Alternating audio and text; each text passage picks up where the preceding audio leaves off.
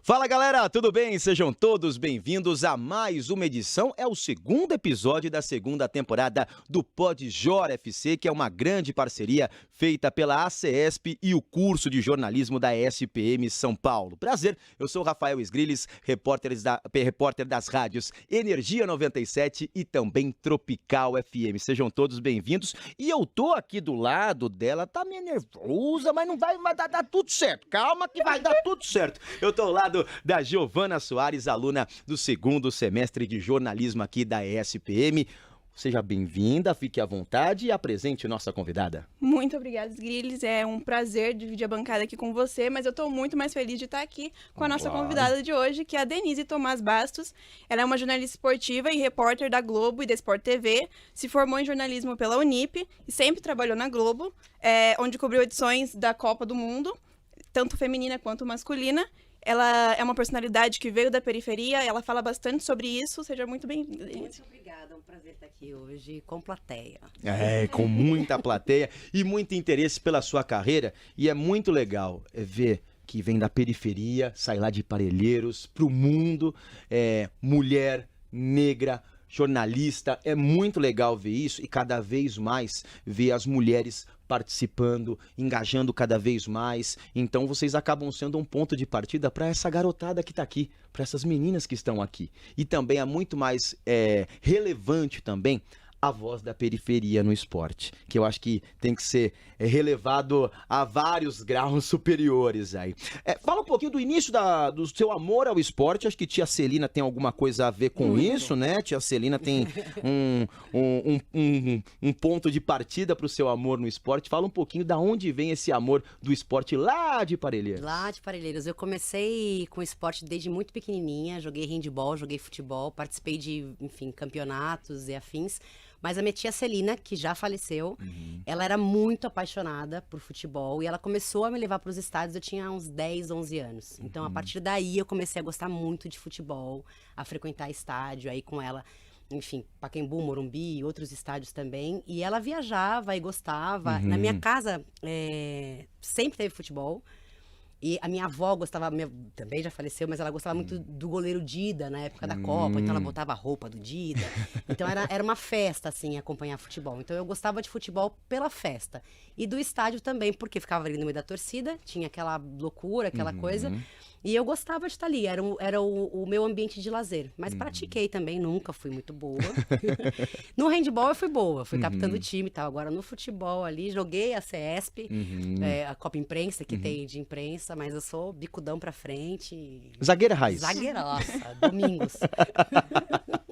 Vamos lá, Giovana, fique à vontade. E você sempre se orgulhou de onde você veio, você fala bastante sobre isso. Como você vê essa inspiração para outras pessoas que vêm da periferia também e quer seguir na carreira do jornalismo? Como você vê a sua personalidade para essas pessoas? Eu acho bem bacana, principalmente eu ainda moro lá.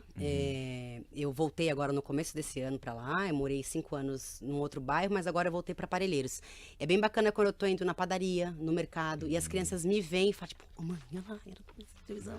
Sabe assim, olham com aquele olhar de, olha que legal, ela tá aqui na mesma padaria que eu. E eu acho isso muito interessante, porque abre uma perspectiva, né, para essas crianças, que muitas vezes, enfim, só tem aquela praça, é a mesma rotina, são as mesmas pessoas que elas encontram sempre, e muitas vezes elas não se enxergam fora dali. E aí eu acho bacana mostrar que uma pessoa que nasceu ali, que cresceu ali, enfim, eu já conheci vários países, várias cidades, já rodei o Brasil, e continuo exatamente igual, digamos assim, né? Enfim, com a mesma postura, no mesmo lugar.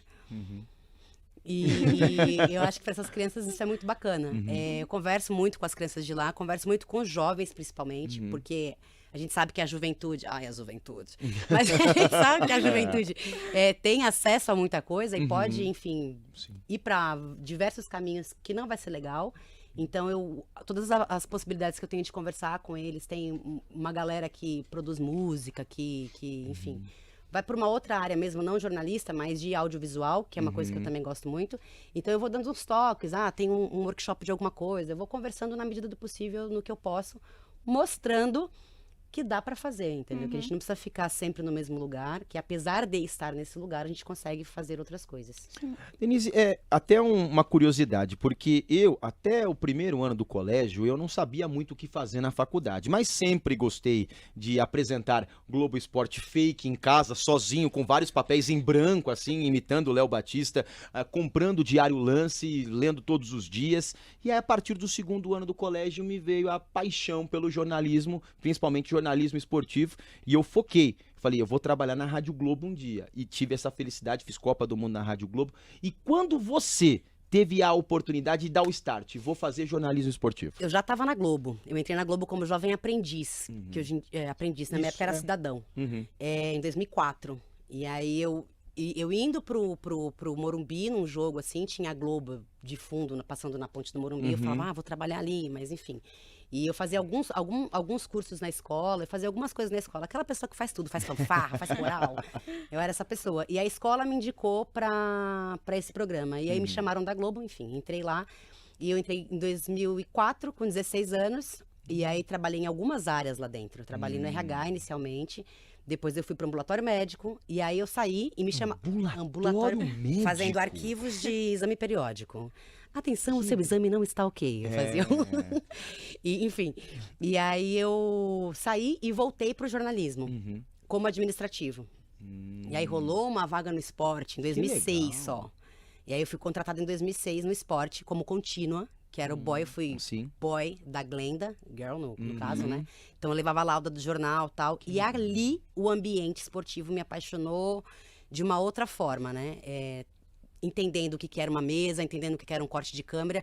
E eu gostava dessa parte. E eu falei, vou fazer jornalismo. Porque, enfim, fui trabalhar com administração no esporte. Eu trabalhei 6 anos na administração do Sport TV e da Globo. A Copa da África, 2014. Olimpíada de Pequim, 2008. Eu fiz a parte administrativa. Então, contas a pagar, a parte mais de logística. Que é uma dificuldade tremenda, você manter uma equipe na África com não sei quantos profissionais, ver hotel, ver passagem, deslocamento. Prestação de contas depois, pegar notinha por notinha, Nossa, isso separar. aí já deu demissão pra tanta gente. E nessa muita. Copa da África, então, tem uns amigos aí que sambaram, viu? Porque, enfim, notinha, tem que comprovar todo o dinheiro que você levava. E aí eu ficava na parte administrativa. Só que aí eu já... 2011, enfim, eu já fazia faculdade. Quando eu comecei a trabalhar no esporte ali, eu falei, vou fazer jornalismo, porque eu queria ir para essa parte técnica. Eu gostava da parte técnica do jornalismo. Eu não tinha pensado ainda em ser repórter. Não era algo que passava pela minha cabeça. Não era igual você, que olhava a TV e falava, caramba, eu vou fazer isso, eu vou apresentar e tal. Não, eu gostava da parte técnica, de switcher, que, para quem não conhece, é a parte que coloca o jornal no ar, que recebe o sinal. Eu fazia no Arena Sport TV, que aí depois já como produtora. Que era do Kleber. Que era do Kleber, eu já estava como produtora. Eu me formei em 2011 e já virei produtora. E aí no Arena eu fazia a parte de coordenação de link, controle de switcher, fala no ouvido das pessoas. Sim, a voz da consciência. A voz da consciência. E aí pra virar repórter foi um outro processo. Então vamos saber aí, né, Giovana, como chegou a isso. Porque assim, você tem uma trajetória muito grande dentro da Globo, né? Você passou por vários aspectos, várias fases lá dentro. Como que isso te ajudou a ser hoje a profissional que você é hoje? Tipo, como repórter hoje, toda essa trajetória foram várias coisas diferentes que você fez, mas como isso acrescentou na sua trajetória agora como repórter? O fato de eu ter começado como jovem cidadã e ter passado pela parte administrativa, pela essa parte de switcher, de saber como funciona um todo, me traz hoje para uma repórter, obviamente que não completa, porque ninguém está completo nunca, mas com um olhar, eu acho que muito bom e muito amplo, porque é isso, eu tenho uma noção de uma produção inteira. Então, sei lá, eu quero fazer uma matéria, eu sei quem vai ser minha personagem, como eu vou conduzir ele, o que a gente vai precisar de câmera, o que a gente não vai precisar, eu consigo construir um todo por conta das outras áreas que eu já passei. Então, eu acho que eu consigo entregar diferente, assim, eu curto essa parte. E ouvir, né, cara? Eu aprendi a ouvir muito, ouvir. Eu acho que quando a gente escuta, o nosso entrevistado, a gente consegue, enfim, ser melhor na nossa profissão. Sim.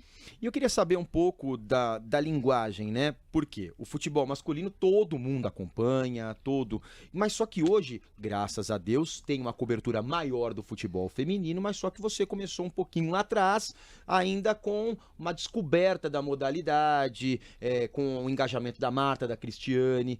Fala um pouquinho como é que foi aquele primeiro momento de futebol feminino para trazer para uma TV aberta para muita gente que não estava acostumado com o futebol feminino. Foi um processo até dentro da TV, né? Porque, enfim, eu fui produtora do Globo Esporte há muito tempo. E as pessoas estão acostumadas a ver uma coisa na televisão. Quando você traz uma outra coisa, muitas vezes cai a audiência, eles não querem saber. E aí, na própria televisão, fala, putz, mas será que querem saber de futebol feminino? Mas eu acho que foi uma briga que a TV comprou. De, não, vamos, se a gente não mostrar, ninguém vai saber, né? Sim. Mas assim, eu cansei de apresentar a pauta e derrubarem a pauta. De ir lá entrevistar e cair a entrevista, de escrever, isso acontece muito. Sim. E não entrar, e eu comecei a acompanhar o futebol feminino em 2015. E a primeira Copa que eu fiz foi em 2019 na França como produtora. Que era foi muito diferente dessa última agora, da Austrália. Essa fui como repórter, mas foi bem diferente por conta de mostrar, né? As pessoas não estavam acostumadas. Então, a gente brigar para ter o futebol feminino ali, para mostrar que aquilo ali dava, assim, engajamento, que as pessoas queriam, sim, saber de futebol feminino. Inclusive, tá rolando a Libertadores feminina. Exatamente. Só goleada, enfim. E essa briga aí foi uma briga chata, né? Porque você cansa de... Se eu que trabalho com isso canso de tentar colocar, imagina as meninas que jogam. Sim. Estão nessa batalha há muito tempo, imagina. Então, para elas deve ser muito mais cansativo. A relação é bem diferente do futebol masculino e do feminino com os jogadores, dos jornalistas. Você trabalha aí também com isso. O nosso acesso aos jogadores é bem limitado, porque tem uma assessoria, tem empresário, tem não sei o quê. Pra gente chegar até o jogador... É um outro acesso. No futebol feminino, você consegue esse acesso... É igual no esporte olímpico. Você consegue esse acesso mais tranquilamente, digamos assim. Óbvio que você não vai chegar, tipo, e aí, amigão? Né? Porque você tem que saber onde você tá. Mas você não tem o crivo da assessoria mais como um policial militar em si. Exatamente. As pessoas vão te blindar. Então, você consegue um acesso, a partir do momento que você conseguiu esse acesso e criou uma conexão com a jogadora, você consegue trazer mais coisas. E como foi durante a pandemia essa cobertura do futebol feminino? Porque o futebol, no geral, a cobertura foi mais complicada. E pro futebol feminino, a gente sente as coisas de uma maneira mais pesada, assim, né? Como foi essa cobertura durante a pandemia, os impactos que você sentiu, assim, na transmissão? A pandemia, para mim, foi uma mudança de carreira também, porque eu vinha de produção, e aí no final de 2019 eu virei repórter, e aí já veio a pandemia. Então foi o meu início na reportagem, aparecendo no vídeo, digamos assim, e para fazer matéria completamente diferente, né? Porque a gente fazia matéria via Zoom, entrevistando as pessoas via Zoom, e no futebol feminino foi muito assim também. Quando voltaram as transmissões, a gente não tinha torcida e tal, o Sport TV comprou mais, né, as transmissões do futebol feminino. Então a gente transmitia, mas ainda assim as matérias eram poucas, entendeu? Então eu acho que de alguma forma... quer entrar? Não, pode. Cortando a Vontade, conversa aqui, fica à gente. vontade. Desculpa, hein? Fica à vontade. Eu acho que de alguma forma... Não sei se atrasou, mas sabe quando parece que congela um pouco? Assim? Mas assim, como fez com muita coisa, né? A pandemia congelou muita coisa. Vários acessos. Eu não digo que regrediu, mas muita coisa congelou, assim. As pessoas meio que se blindaram ali e pararam de falar daquilo. E a cobertura também sempre é muito mais difícil, né? Ah, sim. Bom, estamos entrevistando aqui a Denise Tomás Bastos, repórter da TV Globo, e eu peço para você, já dá o seu joinha, compartilhar o nosso vídeo, muito importante para o nosso engajamento nas nossas redes sociais. Fique à vontade, vire o nosso seguidor e não o nosso perseguidor. Bom, agora é o momento aqui, Serginho Groisman, fala garoto, fala garota, perguntas da plateia a partir de agora. Quem se habilita? Quem se habilita? 1, 2, 3, 4, testando o microfone. Alô? Ele vai lá. Ele tá feliz da vida que ele é campeão da Copa do Brasil. Boa tarde, Denise. Boa tarde. Eu me chamo Guilherme, sou do 3º semestre de jornalismo. E uma pergunta como curiosidade, você trabalhando num grande veículo, talvez o maior, assim... Eu queria saber se a cor foi obstáculo para você em algum momento. Eu acho que para aparecer no vídeo, em algum momento foi. Não digo pela emissora, Mas hoje, agora em 2023, a gente consegue ver mais repórteres negros, tanto homem quanto mulheres. Mas antes não tinha tanto.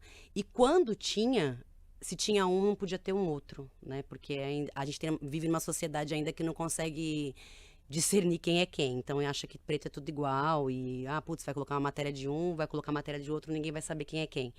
Então, eu senti que tinha isso em determinado tempo, eu senti que isso existia. E o fato de ter poucas referências, né? Eu tô com 35 anos. Então, eu tinha a Glória Maria, enfim, a Zileide, uma outra repórter aqui. E até hoje, dentro do campo, acho que sou eu e a Jordana.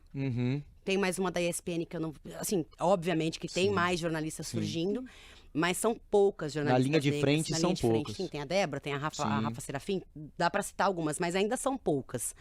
Então, eu não me via na frente do vídeo. Eu gostava muito da parte de produção, da parte de por trás das câmeras, porque eu achava que eu estava roteirizando, então o negócio estava saindo como eu queria.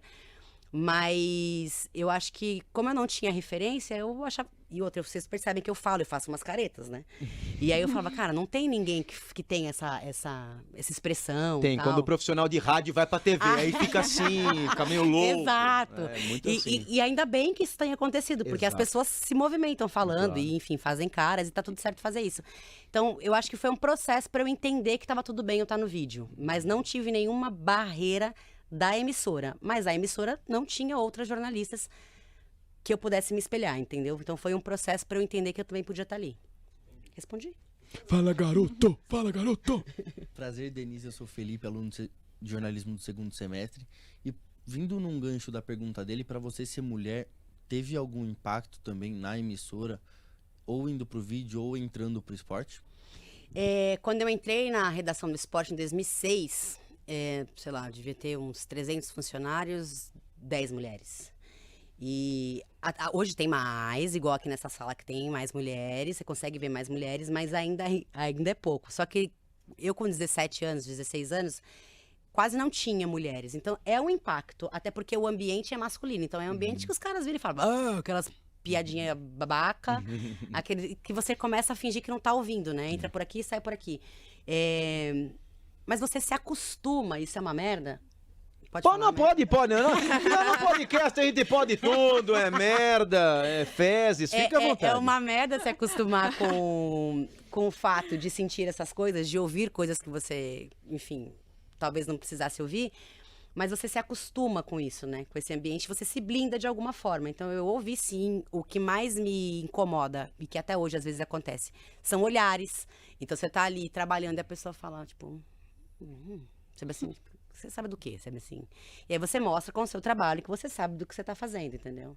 Mesmo não acertando todos os negócios das meninas do TikTok. Não, tranquilo. E pra você ver como você surgiu de lá de baixo na TV Globo e veio, e hoje é uma bandeira para essas meninas que estão surgindo agora. Isso é muito importante, é motivo de orgulho tremendo.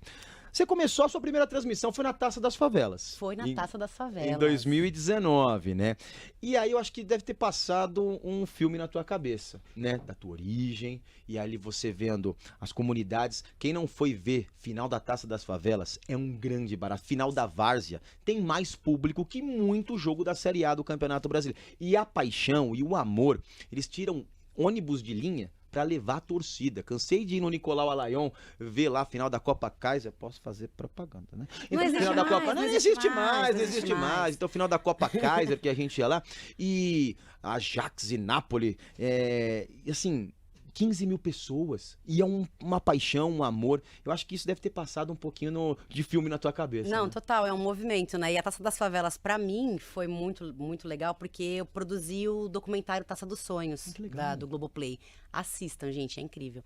A gente contou a história da Taça das Favelas através dos meninos e das meninas que estavam jogando e tal. E a gente fez um doc chamado Taça dos Sonhos. Então, eu conhecia a história de cada um ali. Então, eu fui na casa deles, conheci a mãe, conheci não sei o quê, blá, blá, blá. Porque eu tava produzindo o documentário no meio da galera ali. E aí, a Globo ia transmitir a final. E aí, com essa transmissão, eles falaram, tá, a Denise conhece todo mundo que vai estar em campo. E aí, eles falaram pra mim, você topa fazer ao vivo a transmissão? Eu falei, topo, né? Tô aqui, vambora. E aí, eu fiz primeiro do feminino no Sport TV. E foi uma transmissão diferente, porque eu fiquei na arquibancada. chamando os familiares. Não foi essa transmissão que a gente está acostumada aí de bola, campo, né? Dentro do campo. Eu fiquei na arquibancada. Então, pra mim, foi muito legal. Porque aí, sei lá, o garoto fez um gol, eu falava, cadê a mãe dele? Tipo, já sabe. E aí eu já falava, tá aqui com a mãe dele, não sei o quê. Sabe assim, eu já entrava com a mãe, já entrava com a tia. E aí, enfim, as meninas foram campeãs. E elas vieram comendo macarrão. E aí eu já botei todas elas no ar, falando com o Kleber Machado. A hora que elas se viram no telão, elas travaram, assim. Mas foi muito solto. Porque eu conhecia, era um ambiente que eu tava muito tranquila ali. É diferente de um ao vivo que você tem 40 segundos pra falar, né? Porque aí o meu até hoje dá um negócio. a ansiedade vem Se forte. não vê uma voz aqui e fala assim, chega, chega, Encerra. chega. Você fala, Deus, encerra. Você tá no meio do texto. Conclui. Mas foi incrível. Só que a primeira vez que eu apareci na TV foi no Profissão Repórter. Ah, que legal. Em 2016. Eu fiz um Profissão Repórter. E aí só em 2019 que eu virei repórter de fato. Mas a primeira vez que eu apareci foi em 2016. E aí depois eu fiz o... Ai, gente, vou ficar falando de mim agora. Não, fica à vontade, você é estrela. Eu criei um quadro na Quebrada pro Globo Esporte. E aí eu comecei ainda como produtora a aparecer no Globo Esporte, como produtora ainda, mas apareci acho que umas 6, 7 vezes, assim, ainda como produtora. Com esse quadro que hoje em dia outros repórteres tocam. E eu acho incrível porque ele continua no jornal, independentemente se eu estiver lá ou não, entendeu? Porque vale. Porque é isso, é a várzea que movimenta, Nossa Senhora. a galera tem que entender que a periferia movimenta, a periferia dá lucro, a periferia existe, a periferia consome, quer consumir coisa boa, não quer consumir coisa ruim, entendeu? Então, assim, e a partir do momento que a periferia percebeu isso, e é isso, aí vai botar 15 mil lá no estádio, vai lotar os lugares e vai movimentar plataformas, enfim, vai existir, entendeu? Sim. E falando agora um pouco exatamente do Na Quebrada, para quem não conhece o Na Quebrada, ele é um projeto que mostra, né, projetos sociais e da periferia, que traz, assim, a esperança para quem não tem opção de lazer. E como foi para você idealizar esse projeto, fazer parte desse projeto, pensar esse projeto? Foi maravilhoso, porque ele surgiu na minha cabeça, eu sou cria de projeto social, então assim, eu praticava tudo, né? Então eu fiz vários cursos, várias paradas, eu fiz curso de hardware e software, para vocês terem uma noção. Nossa. Sistema de rede, assim, não tem nada a ver. Mas tudo que tinha para fazer, eu ia fazer, porque eu simplesmente não queria ficar parada. E depois, já trabalhando na TV, eu conversando com uma mulher, assim, perto da casa da minha mãe, que eu já não morava mais lá. E ela falou, a minha filha tá fazendo um projeto, assim, assado, que é muito legal, de basquete e tal. E ela começou a me contar do projeto da filha. E eu falei, cara, tanta criança se desenvolve, os bairros se desenvolvem tanto através desses projetos, por que o principal jornal de esporte que fala com essas pessoas, não mostra essas pessoas não se veem na TV? Né? É o público da TV aberta, e ele não se enxerga ali dentro. E aí eu fui com essa proposta pra minha chefia. Mas montei lá bonitinho, assim, fiz roteiro, tipo, como seria, e desde o início eu falei que tinha que ser na Quebrada. Como seria, o que a gente traria, mostrar como é que o bairro se desenvolve através do esporte ali e tal. E aí a gente fechou com o Globo Universidade e fez um trabalho de cocriação. Então a gente mapeou líderes comunitários, norte, sul, leste, oeste, enfim, de várias regiões de São Paulo. E a gente fez um trabalho de cocriação. Então, como é que você se vê, como você gostaria de se ver, como é que seu projeto seria bem representado. E foi muito legal que a gente formou grupos e a gente apresentou 5 projetos para essa galera. Tinham, sei lá, 17 pessoas de fora e mais uns 10 da Globo. Sim. Então, nesses grupos misturados e tal, a gente apresentou 5 propostas. E as 5 tinham a ver com o meu projeto inicial. Que ninguém sabia que estava ali, sabia que existia, tá? Era uma coisa pra gente entender como é que estava por fora. E aí, a hora que eles apresentavam, eles falavam, não, porque lá na Quebrada, não sei o que, não sei o que lá. Não, porque lá na Quebrada, não sei o que, não sei o que lá. E aí eu falava assim pra minha chefe, tipo, tá vendo como o nome tem que ser esse? E, enfim, e nasceu, né? E a gente consegue mostrar muitos projetos que levam a criança pro alto rendimento. Tem um menino do Hunters, por exemplo, que é um projeto de basquete lá de Santa Fé, perto do Grajaú, que um menino vai fazer um workshop, enfim, tá sendo traçado pra NBA, assim, o Augusto, tem 13 anos, tá na seleção sub-15. Nossa. Então, saiu de projeto, sabe assim, e de crianças mesmo que têm potencial, mas tem aquela criança que não vai virar atleta, mas pode virar uma jornalista? Com certeza. Se não é o atleta, vira o profissional, o cidadão, Exatamente. o cara que vai pra frente da câmera, o cara que vai operar a câmera, que é muito importante, que a gente não pode esquecer desses caras, pode esquecer dos caras que estão na nossa interna aqui, Exato. fazendo todo o trabalho, porque tudo é um trabalho em equipe. A tudo é um MC trabalho Sofia, na terça-feira eu tava da semana passada, tava num projeto que rolou do Negritudes, e eu tive o prazer de conversar com a MC Sofia. E ela me falou que ela veio de um projeto de basquete. Ah, que legal. Nossa. Que tinha aula de basquete e inglês. Uhum. E aí ela falou assim, estar naquele projeto social me fez ser a profissional que eu sou hoje, que eu consigo olhar o todo na minha produtora, enfim, pô, a menina tá estourada aí no funk, entendeu? E quem faz jornalismo esportivo faz qualquer coisa. Faz carnaval, faz eleição. Eu fiz o caso Eloá, um negócio meio louco. Aí é o seguinte, e esta grande referência nossa fez o Mistura Paulista, que eu acho que pra quem sai da realidade esportiva e vai pra um geral, amplifica muito mais o seu conceito de jornalismo, de pessoa, conhecendo histórias. Fala um pouquinho dessa experiência que foi apresentar o Mistura Paulista. Ah, foi incrível, até porque eu conheci mais os bairros de São Paulo, né? Porque é isso, sou da Zona Sul, e São Paulo é gigantesco, né? Aqui eu não sei, cada um é de um canto. É muito grande, e tem muita coisa pra fazer. A gente fala, ainda tem muita São Paulo pra São Paulo conhecer, esse era Verdade. o slogan. E realmente tem, mas o que mais me impressionava eram as histórias das pessoas. E assim, eu gosto muito de ouvir, Então as pessoas ali olhando e contando as histórias delas, eu ficava maravilhada, assim. E sem contar que eu comi um monte de coisa gostosa. Ah, isso faz toda a diferença. Isso faz toda a diferença. Exatamente. Porque, enfim, você vai conhecendo o bairro, vai conhecendo o que aquelas pessoas gostam de fazer ali, o que elas gostam de comer, o que elas gostam enfim, o que elas fazem no horário de lazer mesmo. Sim, sim. E foi exatamente isso que você falou, ampliou a minha visão do todo no jornalismo, né? Porque era uma outra pegada, era uma outra coisa. E, querendo ou não, isso me deu um gancho de crescimento no esporte também, quando eu voltei. Porque aí eu volto com uma outra proposta que eu posso fazer matérias diferentes, entendeu? Porque eu amo alto rendimento, eu amo estar na beira do campo fazendo futebol, mas eu amo contar a história de gente. Que é muito legal. E é isso, mostrar o esporte como transformação social, entendeu? Que é uma coisa que vem na minha essência, entendeu? Então isso é bacana. Da pra onde caramba. você veio. Exatamente. Muito legal.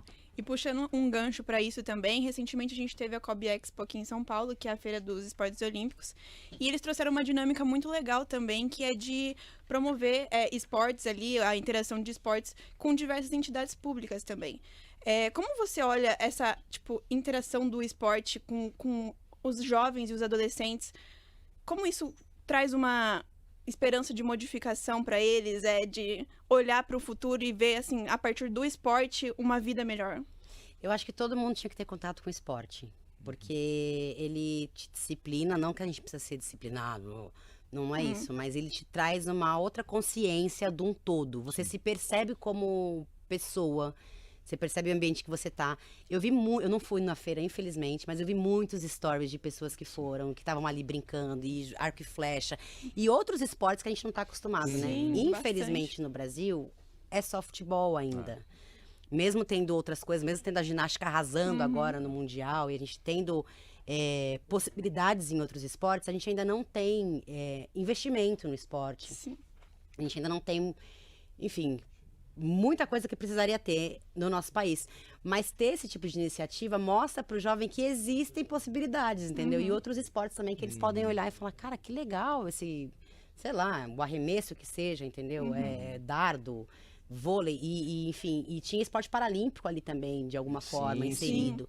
E aí você já mostra mais uma amplitude para outras pessoas que não têm acesso, entendeu? Então acho que precisava ter mais, assim. Sim, exatamente.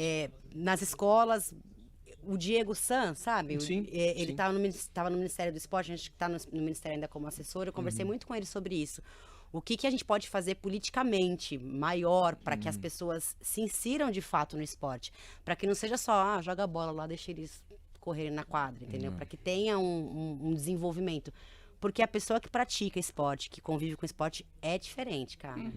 É muito legal. Diferente. Música também, né? Mas enfim. Mas precisa ter um apoio maior para as outras modalidades. Só para ter uma ideia, A Rebeca Andrade, que fez tudo o que fez, conquistou 5 medalhas. O que ela ganhou com a conquista das 5 medalhas é meio salário de um jogador de futebol sub-20. Só pra você ter uma ideia, não é. E eu não vou falar de valores aqui, mas tá coçando minha língua pra falar que é ridículo o que se paga por um título mundial. Eu vou falar, pagar 21 mil reais pra quem ganhou 5 medalhas. Simone Biles ganhou 27 mil reais pelas 6 medalhas. É muito pouco. É muito pouco. Então, tem que valorizar um pouco mais, não só no Brasil. Acho que é geral. uma questão global mesmo. Senão fica só os bambambãs lá, Cristiano Ronaldo, Messi, Neymar, LeBron James, entre outros os caras da NFL, que ganham um patamar altíssimo e os caras lá embaixo, as meninas lá embaixo ganhando muito pouco. Mais uma pergunta da nossa plateia. Ela levantou o dedo, então pode chamar. Oi, Denise, prazer. Meu nome é Natália, sou estudante de jornalismo no 2º semestre. A minha pergunta para você é: como você cobre as duas modalidades de futebol, né? Feminino e masculino? Se você percebe alguma diferença, alguma distinção entre as duas modalidades? Na parte de cobri-la, não. Quando eu tô trabalhando ali, eu trato igual, assim, as duas, os dois. A modalidade é a mesma, né? Futebol, mas jogado por mulheres, jogado por homens. Eu sempre tento trazer da mesma forma. Mas é o que eu tava falando pra vocês. O tratamento é diferente. No futebol feminino é mais aberto, você consegue mais acesso, você consegue conversar com a pessoa, você consegue, sei lá, o Arthur Elias agora tá indo pra seleção brasileira. Cansei de fazer jogo do Corinthians, você vai lá e você conversa com ele abertamente. Dá pra você fazer isso com os outros treinadores? Dá pra você fazer isso com os outros treinadores. Mas é diferente, entendeu? Eu não sei se tem uma barreira, se de repente eu coloco essa barreira e não percebo. Mas tem essa barreira. Ele tem que ir concordando. Não sei como explicar, mas é diferente. E sem contar que tem o tratamento das pessoas que assistem, né? O futebol masculino é muito mais visado, é muito mais observado. Então, eu fiz o jogo agora, domingo, Santos e Palmeiras. Estava cobrindo o Santos na Globo. Bate 19 pontos de audiência. É muita gente assistindo, entendeu? Então, rola uma pressão também de, putz, preciso fazer assim e tal. Mas eu tenho isso também quando eu faço jogos de mulheres. Então, acho que pra mim eu trato igual. Mas o acesso pra fazer futebol feminino é mais tranquilo. É mais fácil, assim. Não é mais fácil. Mas é mais tranquilo. Você consegue ficar mais leve ali, sabe? Menos tenso, diria.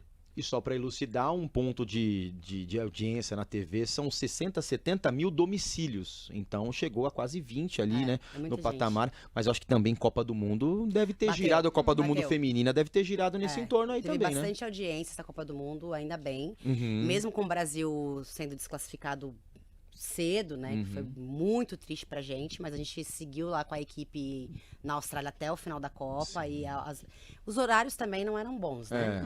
Muito cedo.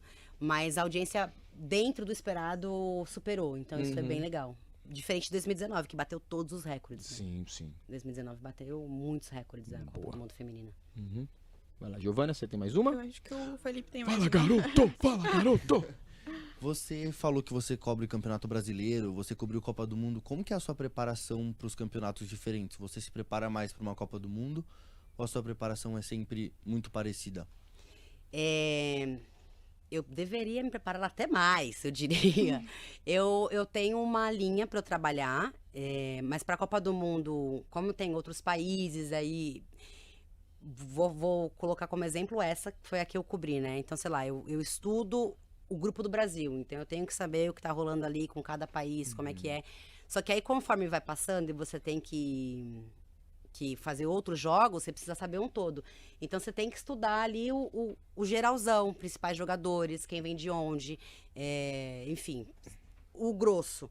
Mas num Brasileirão da vida, num Santos e Palmeiras agora, que eu tava com o Santos, você tem que estudar o time inteiro também.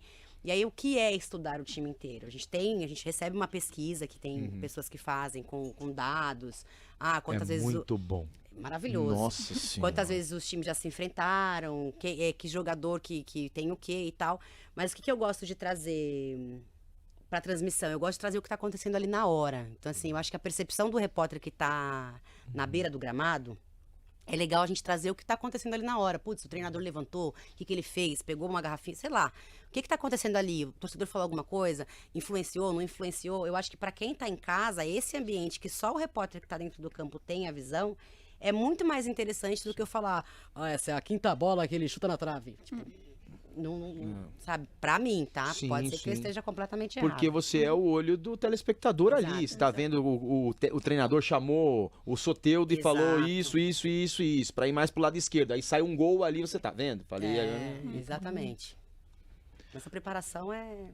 E até um aspecto que você comenta no Profissão Repórter lá na Copa, que você tá lá no treino da seleção e você fala da Pia, você fala assim, vou ver se ela vai falar alguma coisa aqui, né, pra eu poder fazer uma matéria depois, ver se ela vai dar alguma dica, alguma coisa do tipo, né? Que vai jogar, você tem que ficar de olho nos sinais, assim, é muito um comportamento de observador, assim, o nosso de jornalista, né? Que a gente fala o faro jornalístico, é você olhar e ver o que você pode fazer de pauta, o que pode sair daqui, sei lá, o que tiver de olhar diferente, você tá ali todo dia, então você sabe exatamente como funciona. O que tiver de diferente daquele dia é uma coisa nova, então você pode trazer outras coisas a partir daquilo ali. E falando de Copa do Mundo, você já interpretou várias funções dentro da Copa do Mundo. Como foi pra você interpretar cada uma dessas funções e principalmente agora na Copa do Mundo Feminina agora de 2023, que você foi como repórter, como foi esse sentimento pra você? Eu quase surtei. Jolinho essencial, terapia. Não, mas é muito doido você pensar. E aí vem toda a tua história, vem toda a tua bagagem. Eu fui administrativo, então eu fazia aqui a parte por fora. Aí eu fui como produtora em 2019, que eu produzia as pautas, ajudava o repórter a pensar em as matérias. Esse ano eu tinha que escrever as matérias, entrar ao vivo, gravar boletim. E isso foi muito louco, porque todos os dias eu fazia pelo menos 2 matérias. Então eu vou lá, eu acompanho, eu fiz enquanto o Brasil estava na Copa, eu fiz o adversário. Então eu fui lá, vou apresentar o Panamá, vou apresentar a Jamaica. Então eu vou no treino, eu acompanho a coletiva, e aí você tem que trazer uma história relevante, você tem que apresentar o jogo de uma outra forma, só que para 2 jornais diferentes. Então eu vou contar a mesma história. Linguagens diferentes. De 15 minutos de treino que eu tenho acesso, que só tenho acesso a 15 minutos, é assim, é padrão FIFA. Você tem 15 minutos de acesso, tem que contar 2 histórias diferentes para jornais diferentes, do mesmo conteúdo, de uma mesma coletiva, de uma mesma coisa. 2 visões diferentes. Então, quebrar minha cabeça para trazer essas 2 visões diferentes, eu acho que foi o que mais me desafiou. Só que aí quando eu viro e vejo lá minha matéria no Fantástico, no Jornal Nacional, enfim, nos principais jornais da TV, eu falo, olha, rolou, entendeu? Esse surto aqui valeu, E é Então, muito rola. legal isso, é muito legal. E é claro, vamos fofocar um pouquinho aqui. Eu vou jogar pra trás. Vamos lá, é o seguinte, a gente sabe que não tem hora pra dormir, não tem hora pra comer, não tem absolutamente nada. Tem alguma história gostosa pra contar? De dor de barriga, de não comer, de passar mal, de ir para o hospital? Porque essas grandes coberturas tem muito disso. Não. Tem muito disso. A imunidade de geral vai lá pra baixo. Você esquece. Chegou uma época, tem vitamina C? Tem miozan, tem relaxante muscular. Tava uma feira de troca de remédio. Final de assim. Copa ou final de Olimpíada sem dignidade total. Sem dignidade, mas ninguém passou mal, ainda bem. Eu comprava no mercado salada e combinho de comida japonesa. E deixava no meu... E uma cervejinha. E deixava, Se não tiver isso, deixava não dá. no meu frigobar no quarto. Porque é isso, sei lá. Muitas vezes eu ia dormir 5 da manhã, que era 4 da tarde aqui, que teoricamente era a hora que aprovava o JN, que era o último jornal que eu entregava. E aí eu dormia às 5 da manhã e 10 da manhã eu tinha que estar pronta, maquiada pra ir pra um treino ou pra fazer um vivo no Sport TV, porque já era 10 da noite aqui, num pós-jogo que seja, entendeu? Então, até eu entrar no eixo, no ritmo, e tem o jet lag, que eu nem sabia que isso existia, tá? Pra quem não sabe, você muda o horário, o fuso horário, teu corpo acha que são 2 da tarde, mas são 2 da manhã, e aí você tá ligadão. Ou são 2 da manhã e seu corpo acha que são 2 da tarde, você fica maluco. Então, assim, na primeira semana, geral, 4h30 da manhã na academia se encontrando, assim, e aí, tá todo mundo ligadão, todo mundo doidão, porque eu não conseguia dormir, a gente não conseguia dormir, então teve isso. Mas de fofoca, assim, de passar mal, não rolou, ainda bem. Ainda não. No final, imunidade lá pra baixo, Sim. toma remédio e estoura a pereba e tá todo mundo doido já. Mas eu gostei do resultado final, assim. A primeira semana pra mim foi mais difícil. Uhum. Por conta da adaptação de horário, de entender que eu ia conseguir fazer 2 matérias por dia, 3 matérias se fosse o caso, entrar ao vivo e... Sei lá, teve um dia que eu fui fazer 4 minutos, fiquei 4 minutos no troca de passes. Falei. Eu falei, caramba, 4 minutos, bastante É coisa. muita coisa. Fiquei 4 minutos falando. Aí eu terminei a troca de passe, eu tinha 1 minuto e 20 no Jornal da Globo. Eu tinha que resumir os 4 minutos que eu acabei de falar em 1 minuto e 20. Aí eu, não sei o que lá. Dei uma gaguejadinha assim, aí eu falei, porra, velho, gaguejei, sabe? Você fica mal, né? É. Quando você erra e tá no meio do texto e você não tem o que E seguir. pra voltar, você tem que seguir, você tem 1 minuto e 20. Na abertura aqui, eu gaguejei, vambora, Não dá pra vamos. você falar, ai, peraí que eu vou voltar. Não, né? Não, Não dá. Não dá. Mas eu acho que tirando essas coisas, assim, pra mim foi uma grande lição. Eu achei que eu voltei... Vivi uns 2 anos em 35 dias. Foi uma grande lição por conta de perceber a capacidade que eu tive de reconstrução, de entendimento, de autoanálise, de olhar, de refazer, de olhar de novo e de mudar a perspectiva e de contar diferente a história que eu acabei de contar. Sim. Entendeu? Acho que isso aí foi um ponto muito positivo, assim, que eu trouxe da Austrália. Uhum. Vamos lá, Giovana. E se você pudesse dar uma dica, então, para os jornalistas aqui que querem seguir na área do jornalismo esportivo, o que você diria para eles? Ouçam. não a mim, mas para ser cada vez mais observadores, olharem... Hoje em dia tá bem diferente, né? Porque tem a internet, tem uma outra linguagem. E eu acho interessante demais trazer essas novas linguagens. Óbvio que de uma forma que seja clara. Tem gente que gosta mais da baguncinha, do TTT. Mas que seja claro, que seja objetivo, que informe. Mas aprenda a ouvir o outro, cara. Porque assim, quando você escuta o outro, você tá se escutando e tá aprendendo. E você vai trazer uma outra realidade. E uma coisa diferente, entendeu? E observe. E vai sugando tudo que você puder de quem tá na sua volta. Sempre vai ter alguém pra te ensinar. Sim. Acho que é isso. E sempre vai alguém olhar pro seu trabalho. Você acha que ninguém tá olhando, mas tá todo mundo olhando. Eu não falo nem de telespectador, de audiência, não. Dentro da própria rede. Ah, sim. Tem sempre alguém olhando e falando assim, ó, fez isso aqui diferente, fez isso aqui Sim, sempre sim, também. sim. Sempre. E agora a gente vai, então, pro momento do bate-bola ping-pong, que é o momento que a gente faz pergunta e você responde com o que vier na sua cabeça. Momento Marília Gabriela, pra você o que vier na sua cabeça. Detesto isso, mas vamos lá. Tá bom, vamos lá. Primeira memória no futebol. Estádio do Pacaembu, meu time perdendo e eu indo embora com a tia Celina. Quem é o seu time? Você pode falar, né? Ah, que legal, já imaginei, já sei qual que é, tá bom. Mas estádio do Pacaembu num jogo de estádio, assim. Maior desafio que já enfrentou. Ter que estudar, trabalhar e passar por baixo da catraca porque não tinha como pagar a condição. Um estádio.